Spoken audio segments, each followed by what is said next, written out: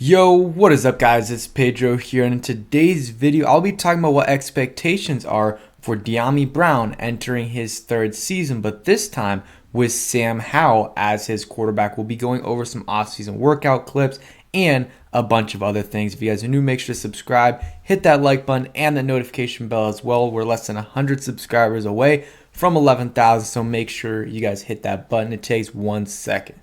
So the Washington Commanders drafted Dyami Brown in the third round of the 2021 NFL draft, and so far it's been a little bit disappointing, in terms of his production. If we look at his stats, in 2021 he played 15 games, had 12 catches for 165 yards and no touchdowns, and then in 2022 played 15 games, had only 5 catches, but had 143 yards and 2 touchdowns. So the numbers are for sure disappointing, and part of that is on him, and part of that is on part of that is on the quarterbacks, and then also Scott Turner and the way he used them. But you can't just take the blame away from Dyami because he definitely has played a part into it. His rookie year especially, the hands weren't great. He dropped a couple passes, and they really stopped playing him because he was playing a lot in the beginning of his rookie year, and then after that they started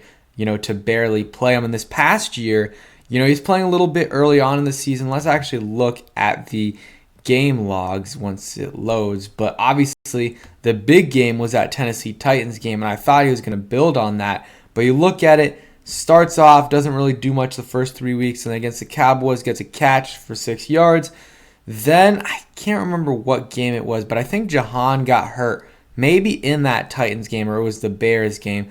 But in this game right here against the Titans, he had 2 catches for 105 yards, 52.5 yards a catch, and had 2 touchdowns, one of those being a one-handed catch. I mean, I was just shocked, absolutely shocked at what he did in that game, and that kind of shows you what he potentially could do. I mean, I don't think he's ever going to be at the point where he's getting 100 yards a game, where he's getting over 60 yards a game on average. But he could get to the point where he's getting you, 30, 40 yards a game and being a solid number 3 receiver. I think that is still, in the realm of possibilities. But, after that Titans game, Jahan was out. And I just didn't understand why after that they weren't really playing him. In week 6, he played, but didn't get any, targets, and then in the next 2 weeks I believe he played, but just on special teams, and then played against the Vikings,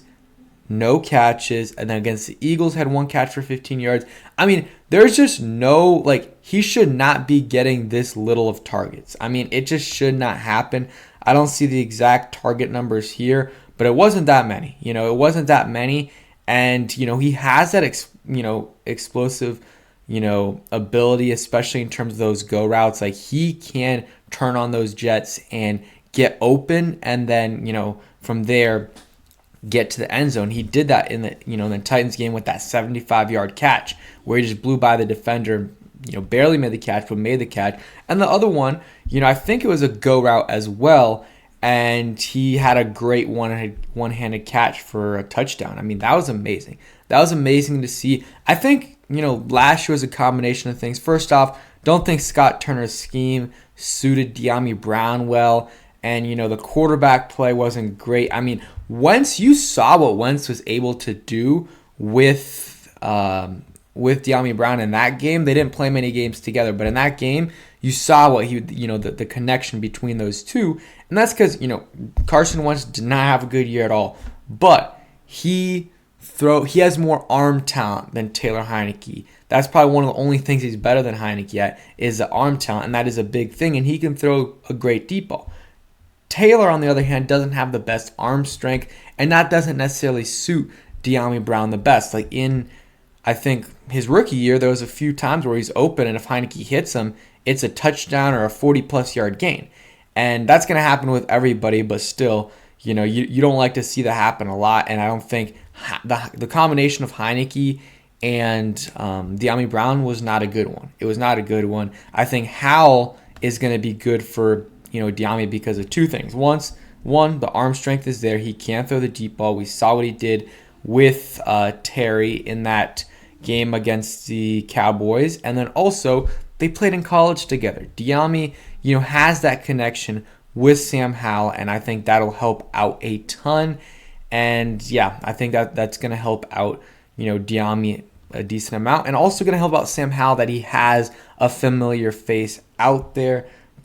I'm trying to see, did Dyami play in that Cowboys game? He did. I really wish he would have gotten some targets. I mean, they barely threw the football. It was only 19 times, which I was really, really upset about. I was really upset they only threw the ball 19 times because they were really, really trying their hardest to win. And okay, I understand that, but I want my rookie quarterback who got no reps until week 18 to get as many passing attempts as he could, and they only got him 19. That was the big issue I had with that game because I didn't think we needed to win. At the end of the day, I wasn't too upset because we only lost 2 draft spots, but giving him only 19 attempts was awful. But back to the point in terms of Dyami Brown, and I'll show you guys some clips of him this offseason working with a trainer, just doing some drills. He's working hard. I believe this was this offseason. Might have been last offseason. Don't know why it's taken a while to play. But yeah, just doing some drills with the trainer. I guess we'll go to another clip. This is, Sam Howell throwing Dyami Brown. I believe, again, this was this offseason, but could have been last one. Not completely sure. But you see the arm strength there, able to throw it, and you can't really see it down there, but that was to Dyami Brown. So love to see them training. It looks like they're training at, that looks like a Titans logo in the middle. Yeah, it does look like a Titans logo in the middle. Might be something else, but yeah, good to see them training. Again, it's going to benefit both these guys that they're playing together because they're both familiar with each other. So Hal might be throwing them a little bit more, and they'll get some work in the preseason as well. And, Dyami, I was excited, and a lot of people were excited when we drafted him in the 3rd round of the 2021 NFL draft. I mean, he has not amazing speed, but good speed. I think low 4.4s, which is very solid for an NFL receiver. And then, he had a great production. I think over his last 2 years at UNC, he had combined over 2,000 yards and 20 touchdowns. I mean, that's pretty impressive. That's pretty impressive, and that was with Sam Howell as his QB. So do I expect him to have 1,000+ yards this year with Sam Howell? No, not at all. Not even close. But I think some realistic expectations for him is to be undoubtedly our number 4 receiver. Because last year, he wasn't really that. Cam Sims was arguably over him. There's some other guys getting way more playing time than him. Dax Milne wasn't getting way more playing time than him, but I think Dax Milne was definitely getting more playing than Dyami Brown did. So I would say one easy goal for him is to be undoubtedly at least the number 4 receiver. So obviously Terry and Jahan are going to be over him, and probably Curtis as well. But then after that, you got to be that next guy that, okay, if Jahan goes down, if Terry goes down, or Curtis goes down, hopefully it doesn't happen. But let's keep it real. These are receivers. A lot of these guys get hurt or at least out for a game, whether it's a concussion, an ankle sprain, a hamstring tweak. They're going to be out for a little bit, especially with those fast, twitchy guys. It's going to happen probably. It's very rare to see your top 3 receivers play all 17 games. So, hopefully it's only 1 or 2 games, but let's say Curtis Samuel's out 1 or 2 games. Well, Dyami has got to be ready to step in there and be that number 3 receiver and play a ton. He needs to be ready to produce like a number 3 receiver when he is playing as a number 3 receiver. When he's playing as a, number 4 receiver and he's barely getting any PT, okay, that is understandable because you're playing behind Curtis Samuel, Jahan Dotson, Terry McLaurin. But when you do get your number called up, you have to produce. So for me, I'm going to say my expectations for him, I'll say, let's go 25 catches. Let's go a little bit more because it's a 17-game season. And let's say when Curtis and those guys are in there, let's say he averaged about 1 catch a game. I think that's, kind of realistic. Maybe 1 or 2 catches a game. And then when they're out, you can get him 2-3. So let's say like 34 catches. Let's go. I'm just trying to do the math here, okay? 34 catches, and I mean, he averaged 29 yards a catch this year. It's not going to happen, but let's say 34 for averaging 14 yards a catch, like 476 yards. Like, if he can get in that 400 to 550 yard range, I think that is enough to maybe tell you, okay, we can move. If Curtis Samuel wants to come back for a reasonable deal, that's fine. But if not, if he has a great year or if he wants a lot of money, we're fine with Dyami Brown being our number 3 guy because, he didn't have an amazing year, but when he did play, when he was getting those significant snaps, he was playing like a number 3 receiver or maybe even better.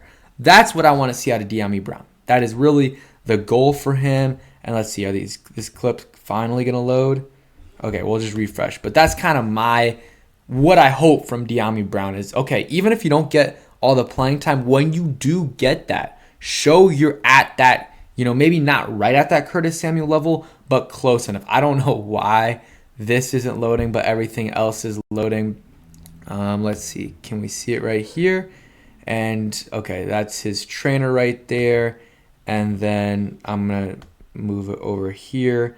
And he's just doing this simple little drill. Struggling at first, as you see there, but got better, a little bit better as it went on. And, yeah, just doing some drills. Good to see him doing those tough drills. And, yeah, it's going to get him better. And then, again, I think the combination of Eric Bieniemy and his new offense probably going to be throwing down the field a little bit more. And then also add in Sam Howell as QB, not only the familiarity with him, but also, he has more arm strength. So I think it'll help him out too. And then also, there's no real competition for that 4th receiver spot. Like, there's no Cam Sims this year that has, always been above Dyami. Like, he's that next guy. So no excuses for Dyami Brown this year. We'll find out how good he is if he's good enough to be our number 3 receiver. So thank you guys for watching. Hope you guys enjoyed, and peace.